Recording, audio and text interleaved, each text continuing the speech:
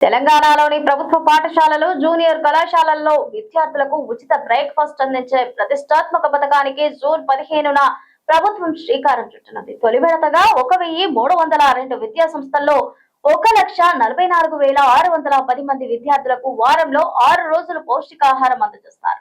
కొత్త విద్యా సంవత్సరంలో ఈ పథకాన్ని రాష్ట్ర వ్యాప్తంగా 22 లక్షల మంది విద్యార్థులకు విస్తరించనున్నారు. విద్యార్థుల శారీరక, మానసిక వికాసానికి భరోసా అనిస్తూ తెలంగాణ రాష్ట్ర ప్రభుత్వం మరో కీలక నిర్ణయం తీసుకుంది. రాష్ట్రంలోని ప్రభుత్వ పాఠశాలలు, ప్రభుత్వ జూనియర్ కళాశాలల్లో చదువుతున్న విద్యార్థుల కోసం ఉచిత బ్రేక్ఫాస్ట్ పథకానికి ఈ నెల 15న శ్రీకారం చుట్టనుంది.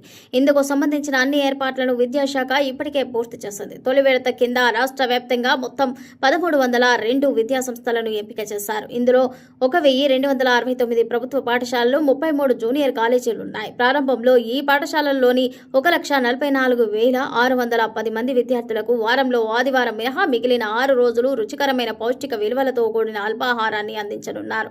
ఈ అల్పాహార పథకాన్ని శాస్త్రీయంగా పరిశుభ్రమైన వాతావరణంలో అమలు చేయడానికి ప్రభుత్వం సెంట్రలైజ్డ్ కిచెన్ల విధానాన్ని ఎంచుకుంది. కొత్త విద్యా సంవత్సరంలోగా రాష్ట్రంలోని అన్ని ప్రభుత్వ విద్యా సంస్థలకు ఈ పథకాన్ని విడతల వారీగా విస్తరించనున్నారు.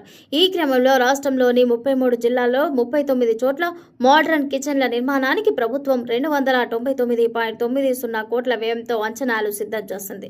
ఇందులో ఇప్పటికే ఉన్న 7 కిచెన్లను అత్యాధునికంగా అప్గ్రేడ్ చేస్తూ మిగిలిన 32 కిచెన్లను కొత్తగా నిర్మించనున్నారు. ఈ నిర్మాణ వ్యయంలో ప్రభుత్వం తన వాటాగా 70% నిధులను భరిస్తుండగా మిగిలిన 30% మొత్తాన్ని భాగస్వామ్య స్వచ్ఛంద సంస్థలు సమకూరుస్తాయి. తెలంగాణ విద్యా సంక్షేమ మౌలికాభివృద్ధి సంస్థ ఈ కిచెన్ల నిర్మాణ బాధ్యతలను పర్యవేక్షిస్తుండగా ఇప్పటికే టెండర్ల ప్రక్రియ విజయవంతంగా పూర్తయింది.